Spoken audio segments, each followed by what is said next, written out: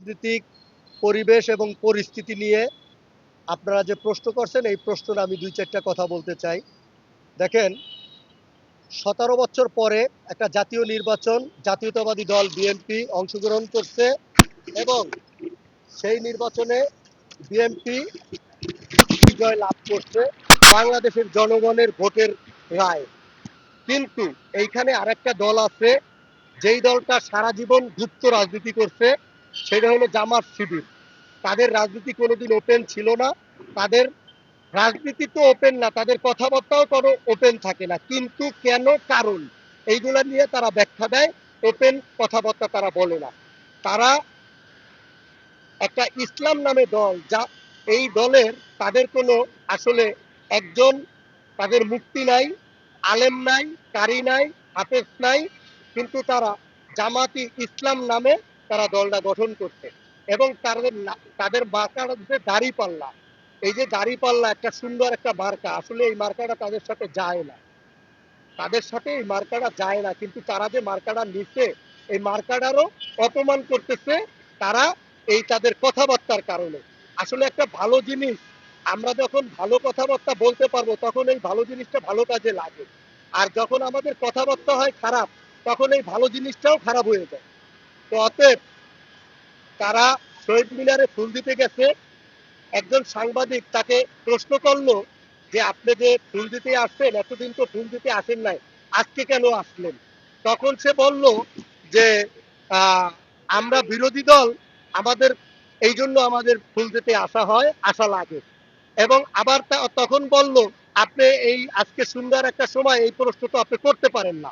তো তখন সুন্দর সময় প্রশ্ন করতে পারেন না, আপনি বলতেন এক কথাই যে আমরা এতদিন আসি নাই, এখন আমাদের মনে হয়েছে ফুল একটা পবিত্র, পবিত্র জায়গায় ফুল দিতে আসছি, এটা কোনো খারাপ না, ফুল দেওয়া যায়। আপনি এভাবেও ব্যাখ্যা দিতে পারতেন, কিন্তু আপনি সেই ব্যাখ্যাটা এইভাবে না দিয়া আপনি কিন্তু উল্টা একটা কথা বললেন। তার মানে কি, আপনাদের এই মোনাফিকি চরিত্র দীর্ঘ বিগত দিন এই রাজনীতির মাঠে আপনারা দিচ্ছেন। এতদিন দেখেন ১৭ বছর আওয়ামী লীগ মাঠে ছিল, রাজনীতি করছে। আজকে তাদের অপকর্মের কারণে তারা আজকে মাঠে নাই, রাজনীতি করতে পারতেছে না। তাদেরকে ছাত্রলীগ, যুবলীগ তাদেরকে অবাঞ্ছিত করছে দেশের জনগণ। তাইলে আমি মনে করি আগামী দিন এই যে জামাত শিবির, তাদের রাজনীতিও আমার মনে হয় অবাঞ্ছিত করবে এই বাংলার এই জনগণ। কারণ হইলো তাদের এই রোজার মাস, রোজার দিন তাদের কথাবার্তা যেভাবে বলে, একটা কথাবার্তাও তাদের আসলে ভালোভাবে যায় না, ভালোভাবে বলে না। আপনি রাজনীতি করবেন জনগণের জন্য, জনগণের কথা বলেন। আপনি আন্দোলন করবেন, সংগ্রাম করবেন, আপনি করেন। যৌক্তিক আন্দোলন সংগ্রাম থাকলে আপনি করেন, জনগণ আপনার পক্ষে আছে। কিন্তু আপনি যখন জনগণের বিরুদ্ধে চলে যাবেন, জনগণের বিরুদ্ধে কথা বলবেন, তখন কিন্তু বাংলার জনগণ এই জামাত শিবির, এই রাজাকার নামে যে দলটা, এই দলটাকে কিন্তু কখনো সাপোর্ট দিবে না এবং দেয় নাই। আর একটা কথা সূক্ষ্মভাবে আপনি জানা দেখেন, এই জাতীয় নির্বাচনে আওয়ামী লীগ না থাকার কারণে, ফাঁকা মাঠে, ফাঁকা মাঠে আওয়ামী লীগ না থাকার কারণে তারা এবার ক্ষমতায় যাওয়ার জন্য তাদের সম্পূর্ণ প্রচেষ্টা তারা প্রোপাগান্ডা দিয়ে করছে। সেইটা নির্বাচনের দিন বৃহস্পতিবার দেখবেন যখন আপনার ডিগলার দেওয়া শুরু করলো, সেই ডিগলারের সময় আপনি দেখবেন যেই যেই জায়গা জামাত ভোটে একটু আগাই আছে, সেই ডিক্লার গুলা প্রথম থেকে শুরু করলো যে অমুক জায়গা আগানো, অমুক জায়গা আগানো।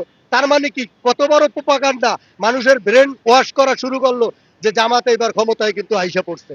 তো এই যে ধোকাবাজি, প্রতারক, এরা শুধু বাংলার জনগণের সাথে প্রতারক না, রাজনীতির সাথেও তারা সূক্ষ্ম কৌশলে তারা প্রতারণা করতেছে তাদের কথাবার্তায়। আপনি দেখেন বাংলাদেশের এই রাজনীতি, শহীদ প্রেসিডেন্ট জিয়াউর রহমান, সেই জাতীয়তাবাদী দল বিএনপি প্রতিষ্ঠাতা সভাপতি, তার সহধর্মিণী বেগম খালেদা জিয়া, আপুসের নেত্রী, দেশ নেত্রী বেগম খালেদা জিয়া, বাংলাদেশের এই রাজনীতিতে তার যে ব্যাপক একটা সুনাম, তার মৃত্যুর পরেও, মৃত্যুর আগেও তার এই সুনামটা ছিল। সেই জায়গা জামাত শিবির, তাদের কোনো সুনাম আছে রাজনীতিতে বলেন? নাই।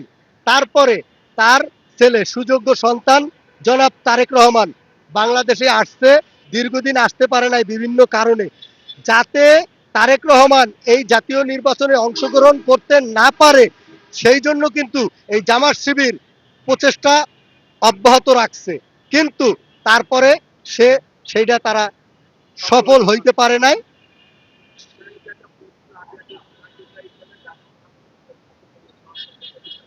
সাবেক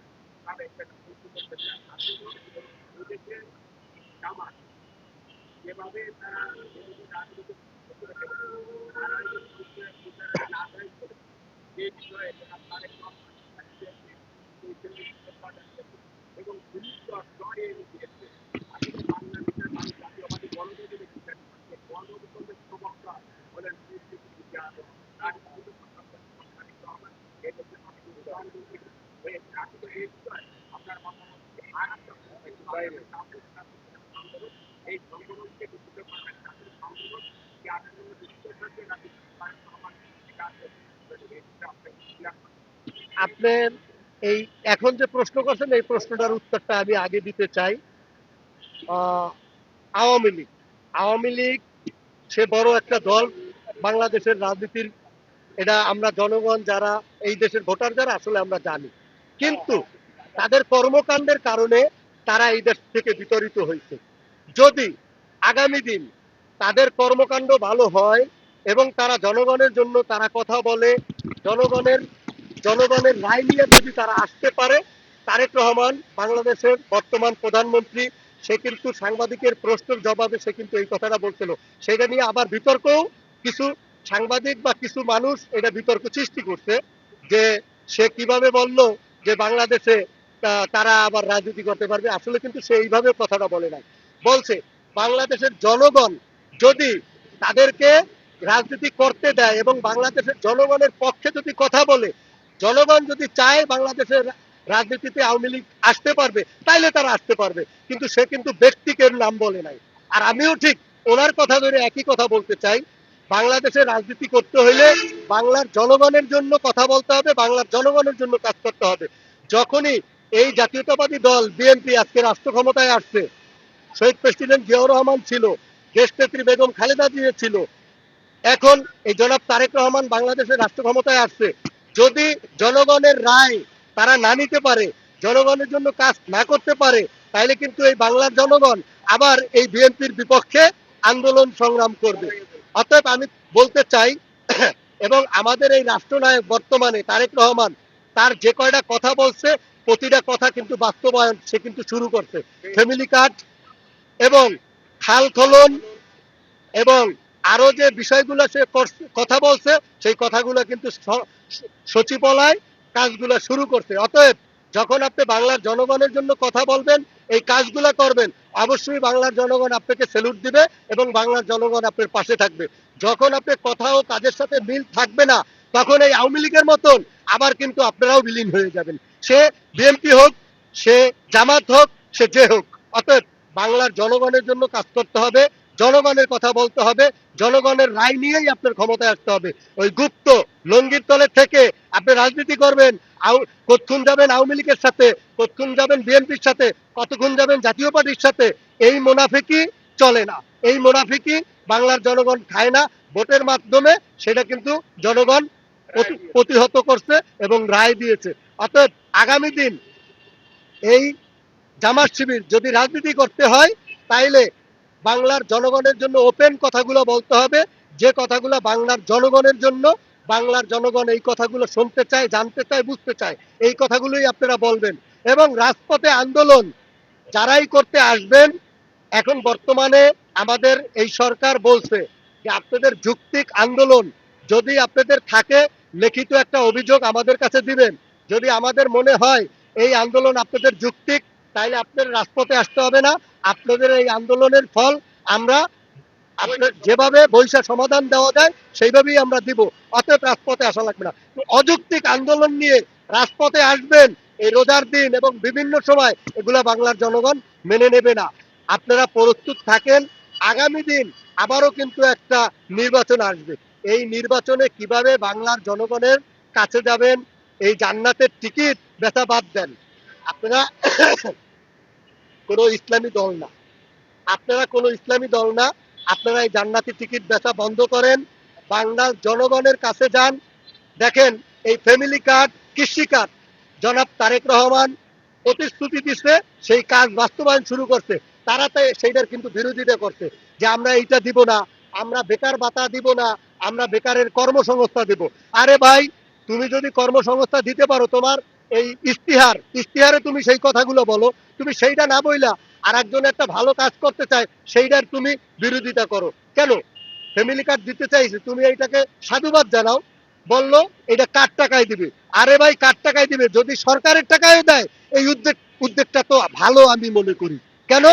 কোন সরকার তো একটা উদ্যোগ নিয়ে তারপর তো জনগণের টাকাটা দিতে হয়। ট্যাক্স ব্যাট ঠালদা প্রতিটা জনগণ আমরা দেই, সেই টাকাটা রাস্তা বিভিন্ন খাতে সরকার ব্যয় করে। যদি আমাকে 2000 টাকা 2500 টাকা যদি আমার মাকে দেয়, সেই টাকা যদি